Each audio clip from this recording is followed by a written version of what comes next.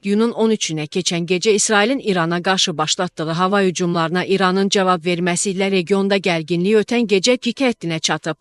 Turkistan az məlumat verir ki, Netanyahu açıqlamasında Ayətullah rejiminin hər yeri və hər hədəfi vurulacaq bildirib. Netanyahu İsrailin hücumları İranın nüvə silahı əldə etmək istiqamətində atdığı addımlara cavab olaraq həyata keçirdiyini və hücumların ABŞ-ın dəstəyi olmadan həyata keçirildiyini qeyd edib. O, aprel ayını İrana hücum üçün hədəf aldıqlarını, lakin bu tarifin müxtəlif səbəblərdən baş tutmadığını vurğulayıb. Netanyahu xalqa müraciətində həmçinin İranın hücumlara cavab verəcəyini ifadə edərək bizə hücum gözləyirəm.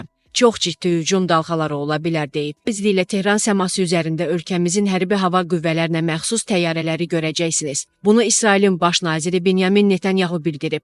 O deyib ki, İsrail İranda yerləşən bütün obyekt və hədəflərə zərbələr endirəcək. İsrail hökuməti başçısının sözlərinə görə İsrail ordusu İran ərazisində uranın zənginləşdirildiyi əsas obyektlərdən birinə zərbə endirib. Eləcə də nüvə sahəsindəki alimlərdən ibarət qrupu hədəf alıb. İsrail ordusu İranın bu şəhərindəki Pars qaz yatağını bombalayıb. Bu haqda Fars xəbər agentliyi xəbər yayıb. Qeyd olunub ki, İsrail hərbi hava qüvvələri İran və Qətər tərəfindən paylaşılan dünyanın ən böyük təbii qaz yatağı olan İranın Cənubi Pars qaz yatağının 14-cü fazasına zərbə endirib.